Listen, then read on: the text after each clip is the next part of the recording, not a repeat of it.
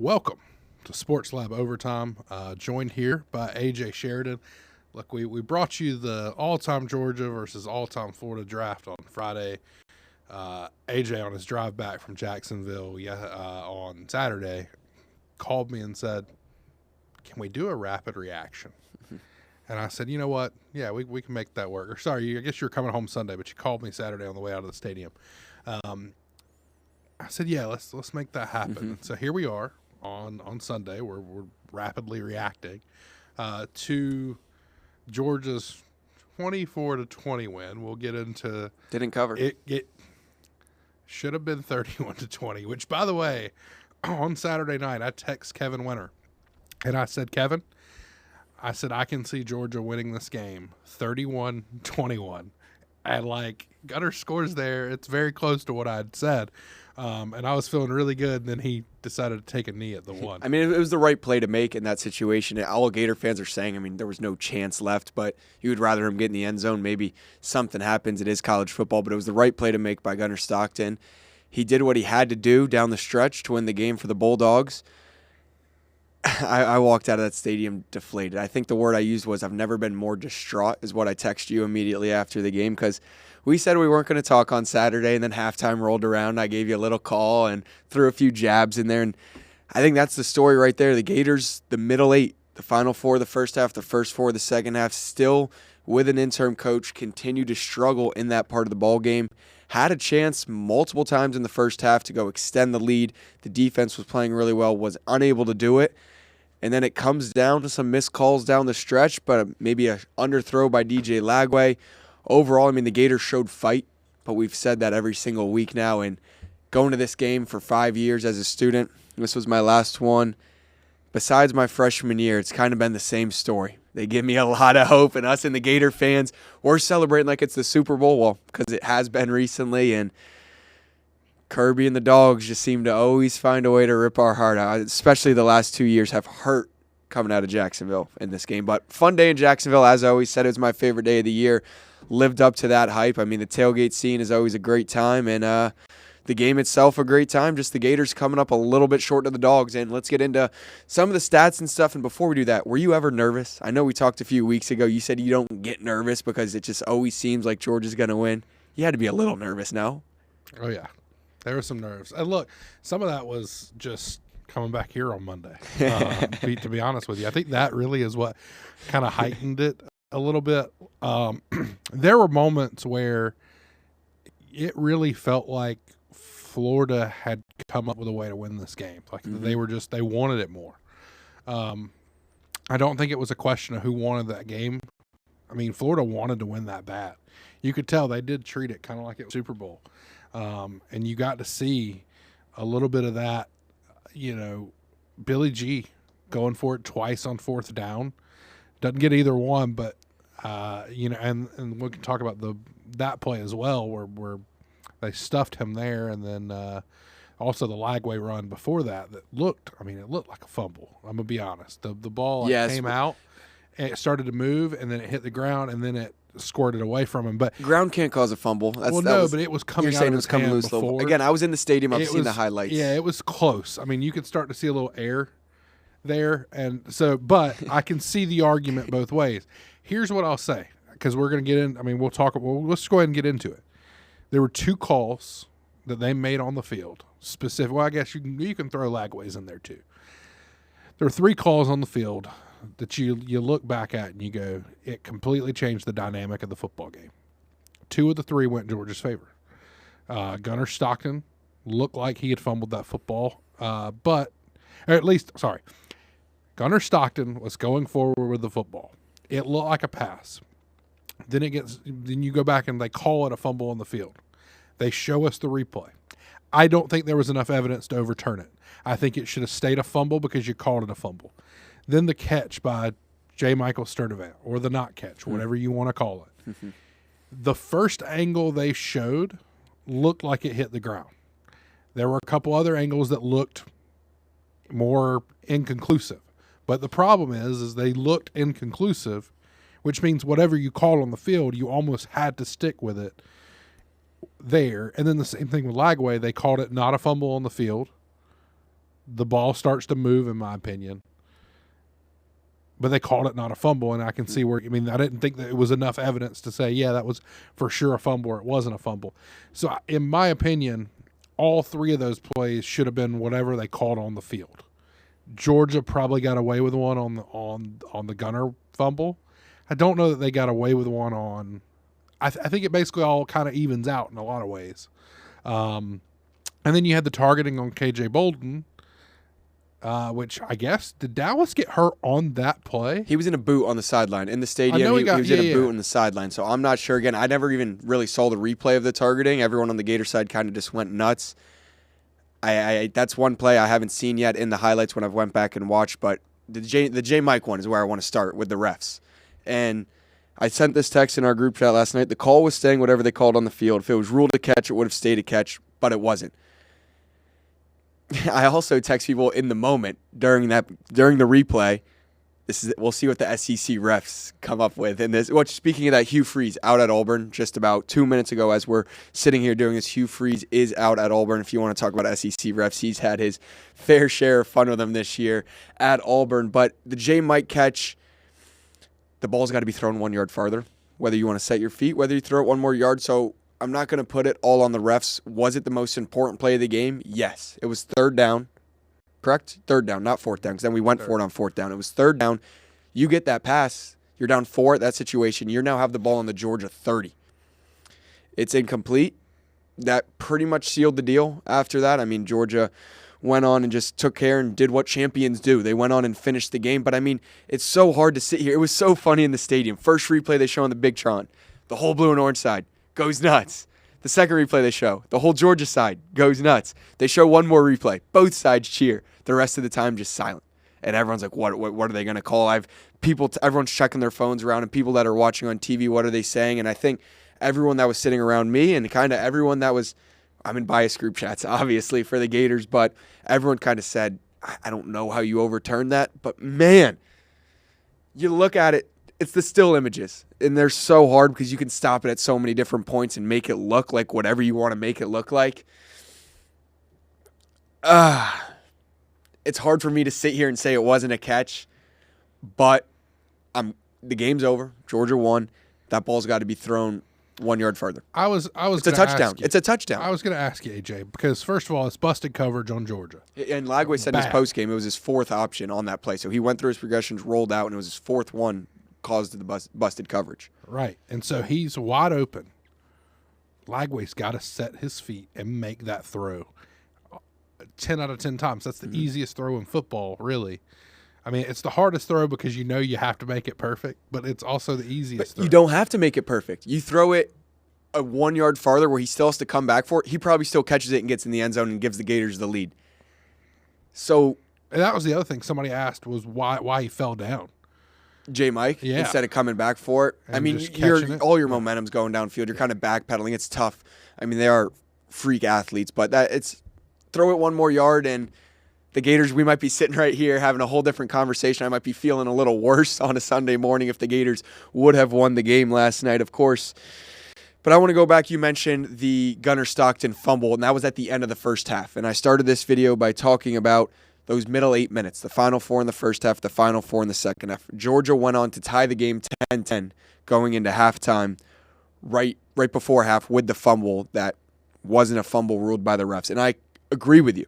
You're going to stick with what you called on the field the other 2 times, but you're going to change that one.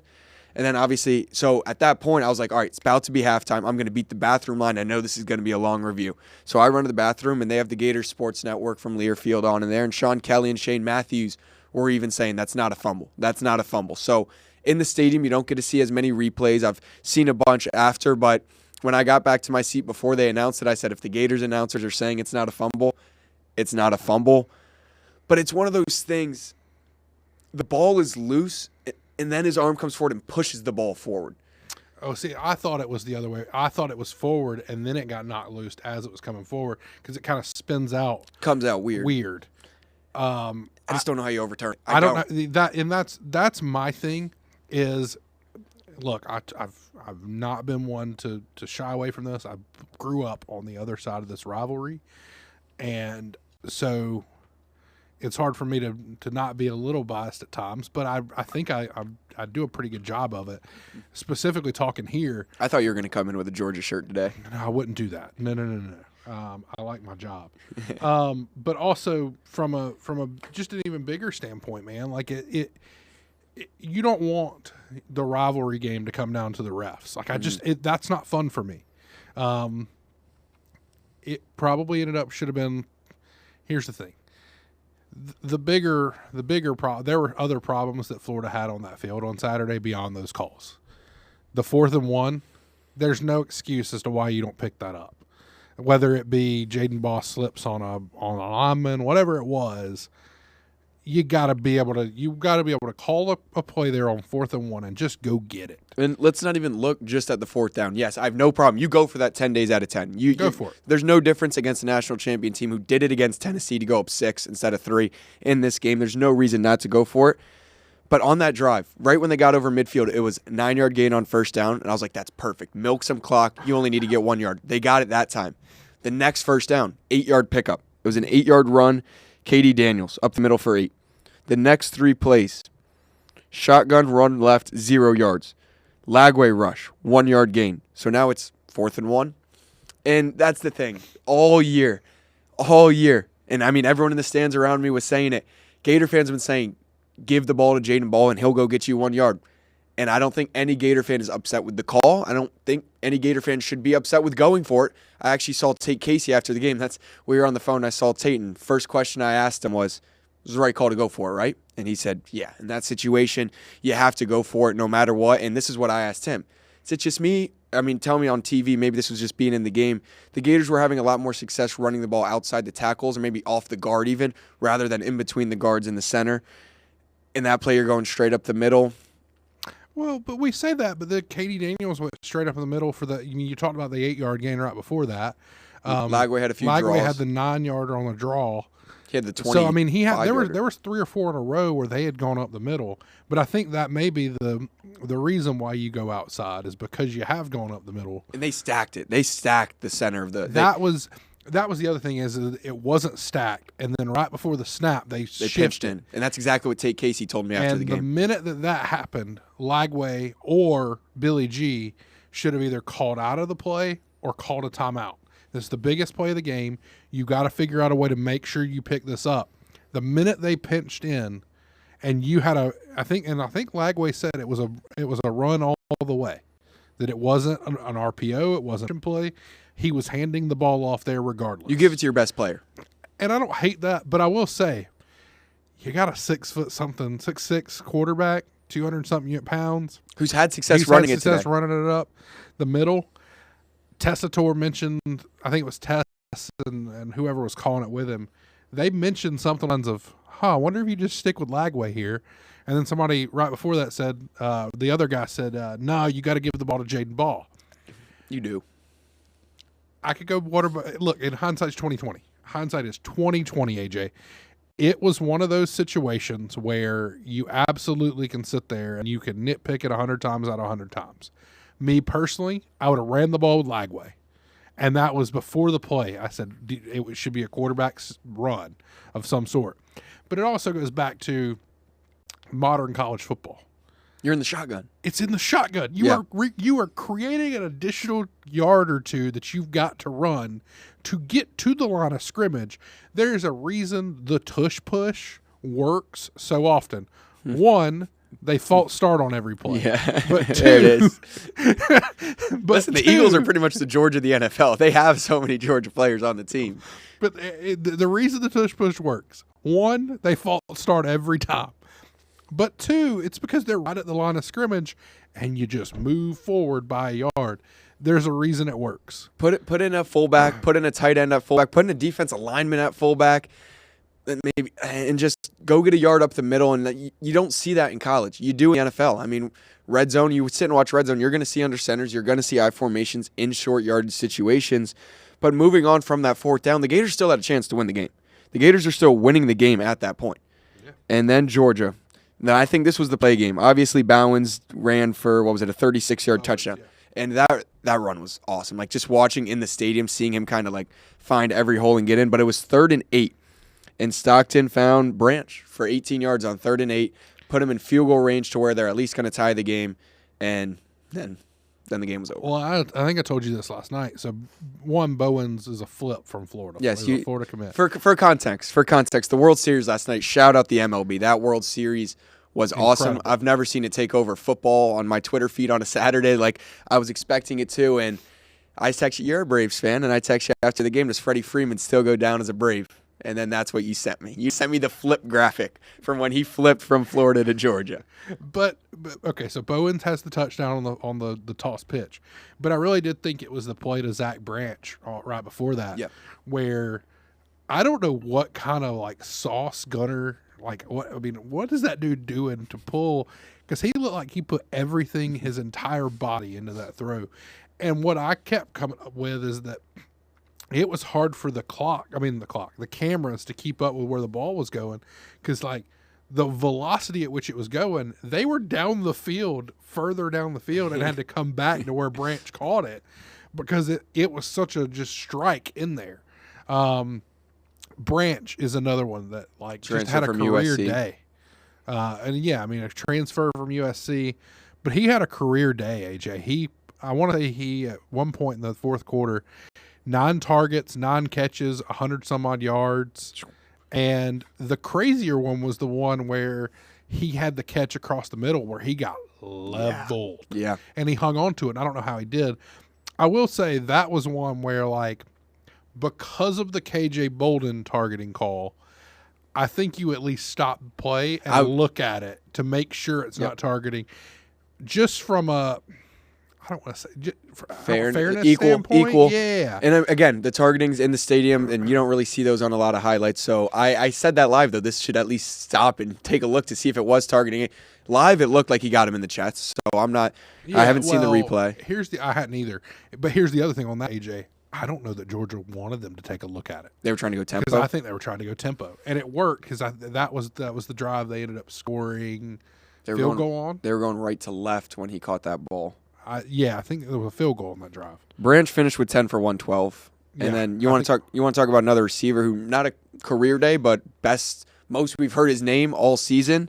Eugene Wilson. He had the long touchdown. What was it? 40-yard touchdown from Lagway. Great play by Lagway there, by the way. And a few times, and I said all week, the Georgia defense is gettable this year, and we saw that from the Gators offense. Eugene finished with 9 for 121 in that long touchdown with no VB3 or Aiden Mizell out there. He still has the yak on the nameplate. He wasn't having a lot of yak, but he had a great day. So, well, I was going to say that those two to me kind of paralleled each other a lot, in that like all season long, the way that Georgia has used Zach Branch has been screen passes. They've had a couple where he's kind of stretched the defense out, or maybe he gets a slant, but for the most part, it's been screen pass, which, for what it's worth, he tends to do a little bit better job of making people miss in open space because he's a little shiftier. But I thought on Saturday or yesterday, I thought that those two really showcased what they can do outside of just screen passes, which if you're a Florida fan, you got to be going, gosh, where's this been? Where's this been? And where's he going to go? Where's he going to go? We know where it's been. It's been that they haven't really unlocked the play calling to allow him to just go be a receiver, man. Like, you don't have to just be a yak merchant, so to speak. And I don't think that's something that he wants, for what it's worth. I think he wants to showcase that he can be a real receiver. And I think a lot of that comes down to Lagway also, who looked more mobile. He was running. He had the 25-yard run on 2nd and 20. That was, I don't know what quarter. I know we were going left to right, and he just went up the middle with it. And then you have him extending the play to J. Mike's incomplete pass. You had him extend the play to throw Trey Wilson the touchdown. So, yes, maybe it took 2 receivers being out. Maybe it took a new coach. But Eugene Wilson showed he can get down the field and take the top off a defense, especially a defense like Georgia who wants to try and stack the box and say, beat us with your arm. He kind of early said, no, you guys are going to have to lighten up in the box a little bit, because if not, I'm going to go over your head. The guy behind me goes, that was a cover 2 beater, not the touchdown, but he had the drive after the touchdown. He had a crosser coming from the Georgia side to the Florida side, probably like a 25-yard pickup. Great ball by Lane. But watching that game in person, and there's a guy behind me, and He said he'd been coming to the game for 10 years, and I said I've been here for 5. And why does it look every single year like the gaps just close so quick when you're playing Georgia compared to every other SEC team, too? It's not like the Gators aren't playing great teams week in and week out, but every year you go to this game in our all-time draft that's also up on our YouTube at WRUF, you picked Brock Bowers as your tight end for Georgia. And I said he looks different when you watch him in person. Every time I watch Georgia, and this is why they're the best team in the last 5 years, they look bigger, faster, stronger, and just make any gap that opens for a little bit closes in a blink of an eye.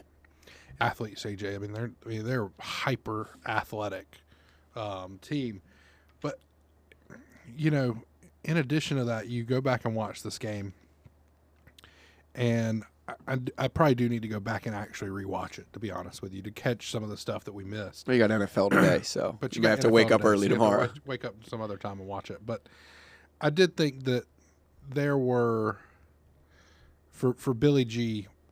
and whoever was calling Ryan O'Hara, I don't know. Some of that was a little convoluted on who would be calling the plays, but I'm going to go with Ryan O'Hara. Whoever it was, you mentioned specifically the runs by DJ Lagway. I thought from a scheme standpoint that was just phenomenal stuff, because what would happen was if the linebackers vacate the middle and go out to cover, Lagway would shift that into a straight-up QB draw, and just the minute the ball got to him, he shot out of a cannon. He's through the middle for 10 or in that one case was 22 yards. Yeah. On a second and 20. On a second and 20. And he went 22 yards. And then the other one was the big, I think it was a 9-yard gain. And so, it worked the 2 times they ran it. But I really liked the way that, because from my understanding, if the linebackers had stayed there, they had a pass option out of that, is that he would have just stood back and threw the ball. I really liked that from a just play calling standpoint, is that you allow your quarterback to either be an athlete or be a quarterback, but it all depends on what the defense gives you. And I think that's been a lot of Florida's problem over this last year, is that sometimes they try to square peg it into a round hole. Yeah. Is we're going to call this play regardless of if it's working or not. This felt more like, hey, if the defense is there, we do this. If the defense isn't there, we do this. Versus, this is not a shot necessarily at Billy Napier, but there were a lot of times where if the defense was there, we're still doing this. Yeah. And I think that became part of the problem. But I thought that was a really smart look from Billy G and the play calling from his staff on Saturday. Well, you mentioned Lagway had a lot of success going up the middle, but then there were a lot of other, I say a lot, it was probably 2 to 4 times that this happened where it was an option, it looked like a read option, and he would try and bounce it. And like I just said against the Georgia defense, and I get it, Lagway is an athlete, he was great against the Georgia defense, he would try and bounce it to the outside and make someone miss. If you don't see an opening where you know you can go get 4 and 5 yards, just give the ball. But you went back to coaching and play calling, and I will say the Gators, you didn't have the silly mistakes. You didn't have 12 men on the field. You didn't have a bad usage of a timeout, or should have used a timeout here. So from that standpoint, it was better, but at what point does it just say it? Again, it goes back to that pass being 1 more yard, and we're sitting here saying defense finished 20 for 29, 223 with 2 touchdowns, and 10-10.5 Gators winning the turnover battle, but that one touchdown and a few bubble screens, and I literally see both of our DBs crash down on this. And as he pump faked it, I saw both of those guys crash. It was right in front of me. I was sitting 30-yard line. This happened on around the 30-yard line. I go, that's a great play call. Ball's thrown, touchdown for Georgia. But, I mean, that goes back, just a good play by Georgia, and that's what makes them great. There's so many little things you can nitpick in this game, but at the end of the day, got to give them credit. But it seemed, I'm pulling this up now, first downs, 21-16 Georgia. Third down, the Gators were only 2 for 11. Gators had 2 sacks. Georgia had 0. I want to say they were 0 for something in the first half. They didn't get one in the first half. And then this was the point I was going to make. It felt, being at the game, that there were a lot more penalties kind of on Georgia. Maybe it's just because our chant that we had going a few times. But it was 7 for 65 on Georgia and 550 on Florida. So I'm guessing probably a few holds, 10-yard penalties.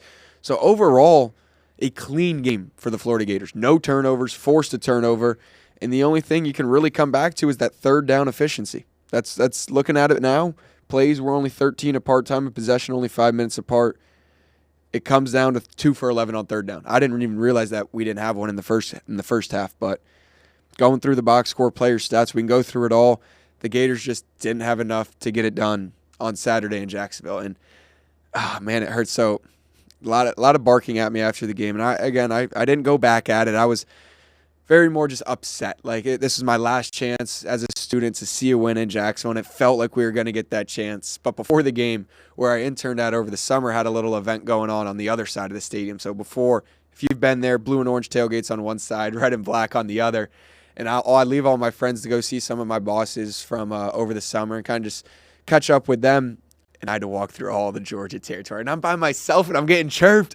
And I'm just sitting there. I'm like, this is what this game is all about. But I'm like, you guys are lucky I'm by myself because I can't say a word right now. But the game was awesome. The weather was perfect. Going to keep breaking it down. But, man, 24-20 Georgia. And this one stung a little bit more than it has in the past. So my whole family is on my dad's side is Florida fans. They went to school at Florida, massive Florida fans. And my cousin's husband texted us in the group chat on Saturday. He accidentally she was asking him about like what trash bags to buy or something. And it was after we were talking about my nephew's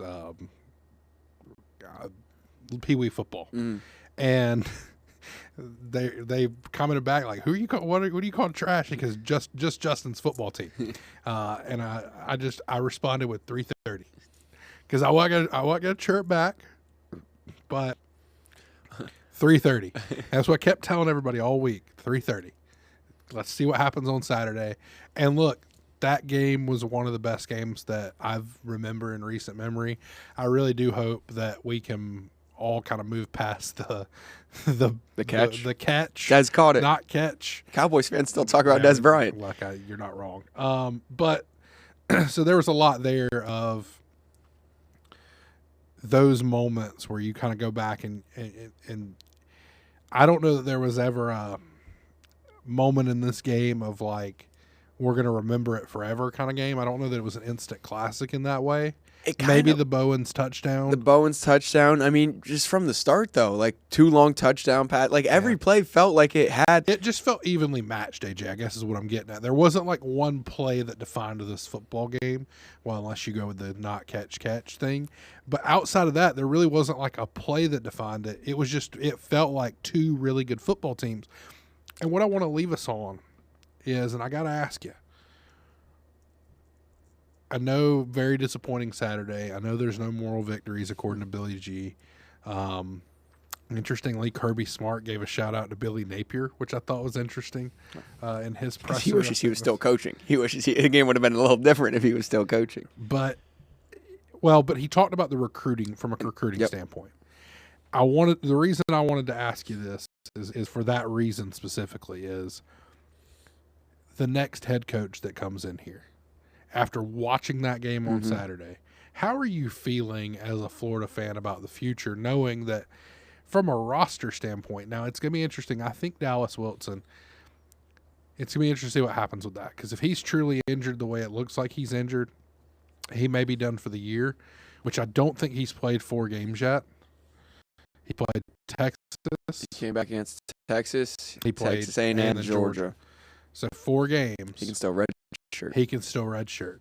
So it will be there. But for the most part, looking at the way that we look at things, how are you feeling about what the next coach could have to work with if he's able to retain?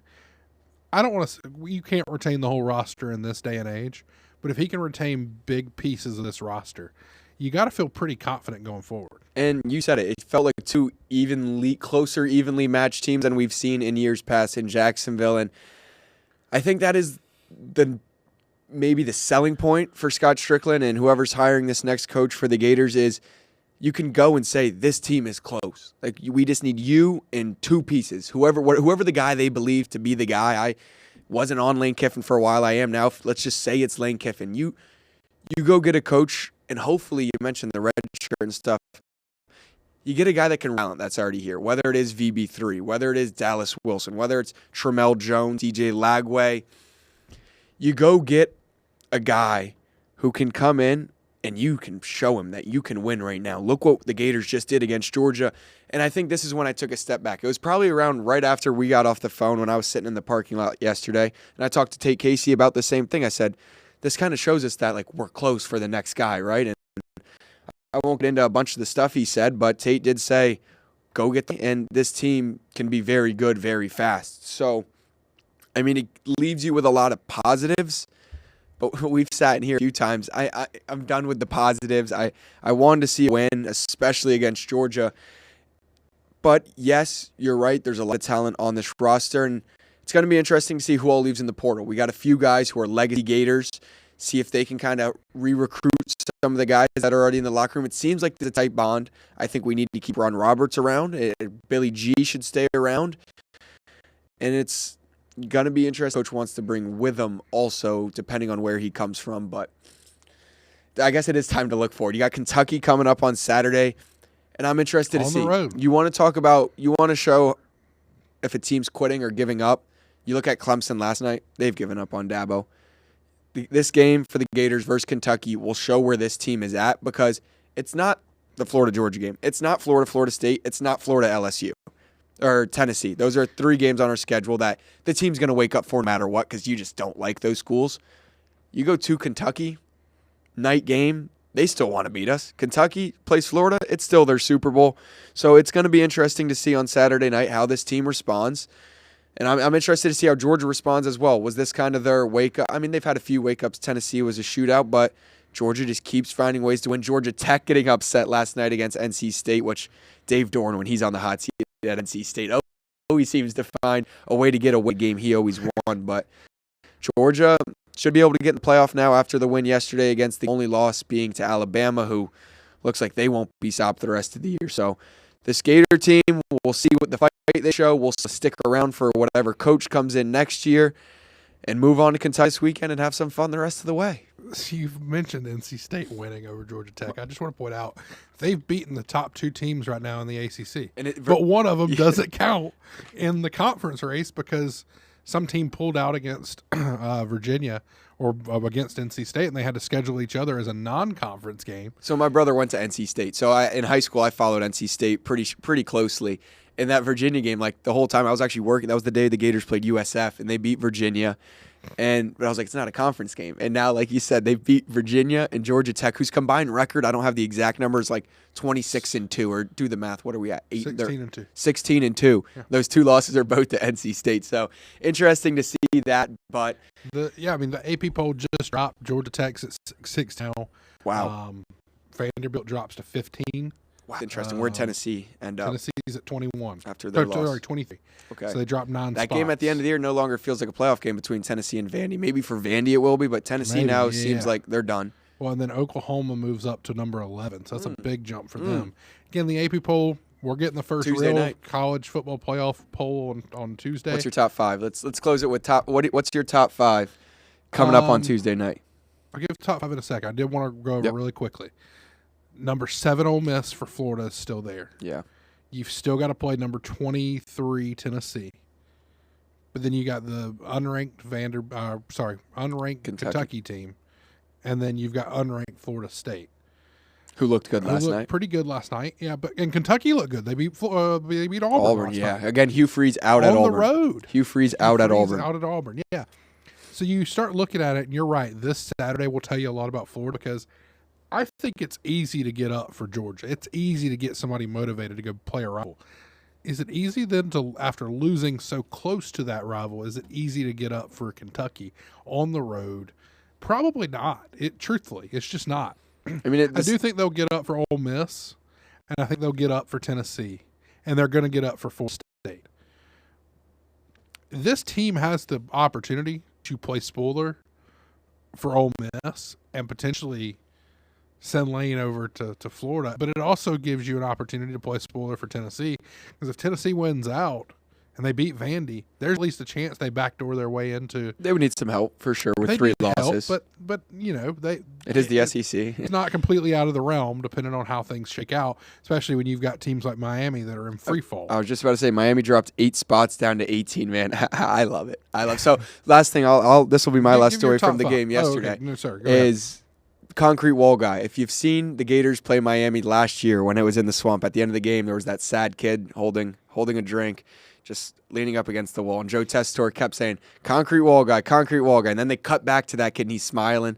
It was me. So I'll show you the picture after. You're looking at me like you've never seen it before. No, I have. I've got you. And the kid sitting behind me recognized me yesterday at the game, so I'll show you the picture of it. They literally took a picture of me reenacting it with him, so that was pretty funny for me because I haven't thought about that in a long time, and they happen to recognize me. But I'll end here with my top 5 as, again, we recapped Florida versus Georgia. It was a heartbreaking loss for the Gators. I just don't think I can keep Georgia in my top 5 right now, looking at the teams behind them. Really? They beat Ole Miss. I think I'm going to have – I like what the AP has right now. I love Indiana, and I loved them last year. Where do you drop Georgia, though? I'm putting Texas A&M at 2. I'm going Ohio State, and I'm not an SEC home. I'm actually the opposite, but I love Indiana. They've dominated. Texas A&M has 2. I'm going Ohio State, Texas A&M, Indiana, Alabama, Oregon. That's my top 5. Who's Oregon and then beat? Georgia goes to 6. Who's Oregon beat? Because Georgia has a win over number 7. Yeah, So, I mean, just throwing it out there. I mean, their only loss is to Indiana. It was at home, which hurts. Sure, but where's the wins? I guess is the bigger question. I think the better question is, I'm still mad at Georgia Okay, right now. all I think right, that's more all right. what it is. I'm not going to say here. No, Georgia is a good. I'm not sitting here saying No, they're not you're good. And you're right. Oregon, you're going to laugh at me when I tell you what the win is.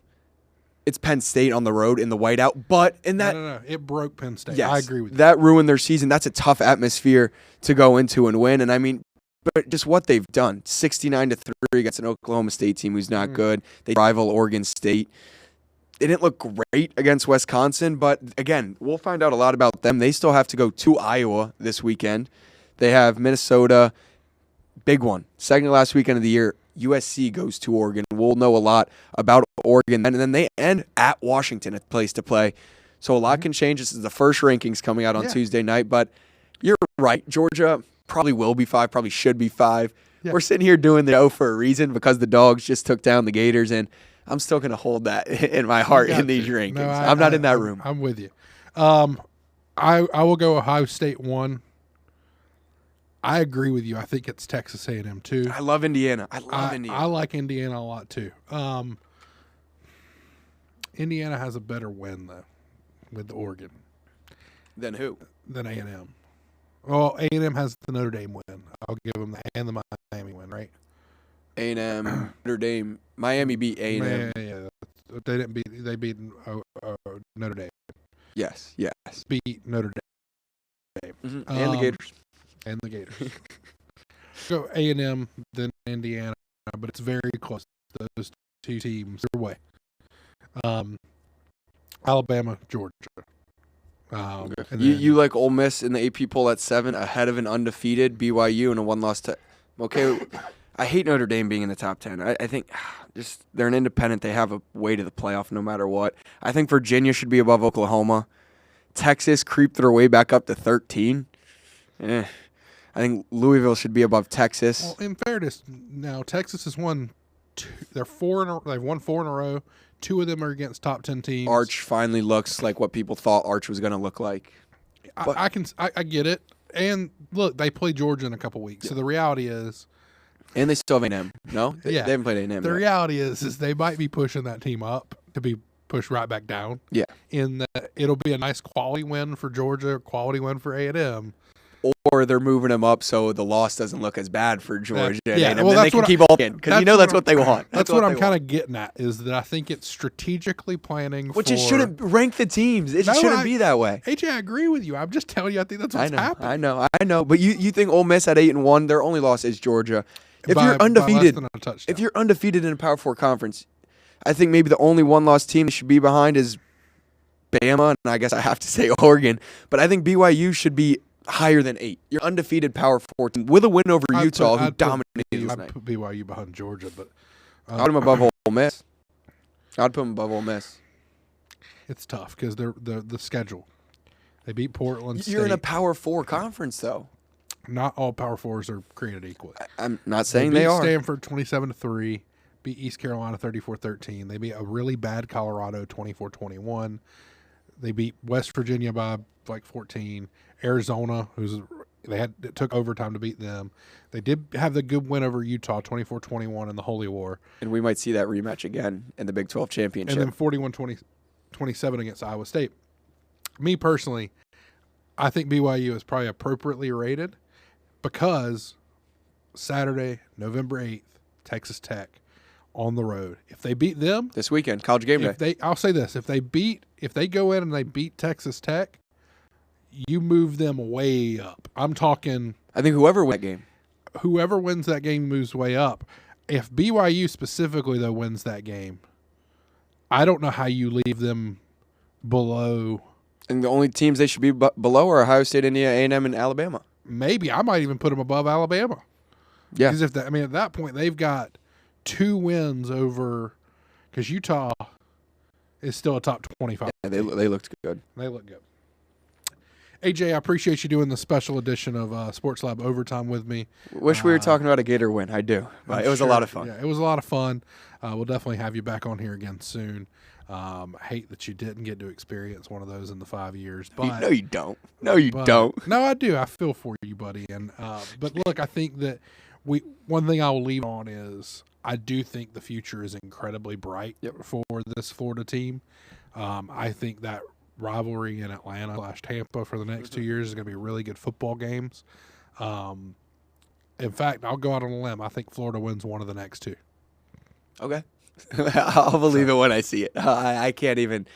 Kirby owns the Gators right now, and we'll see who the next head coach is. We'll see, but I'm happy in your confidence. I'll leave it there. I'll leave it there. Right.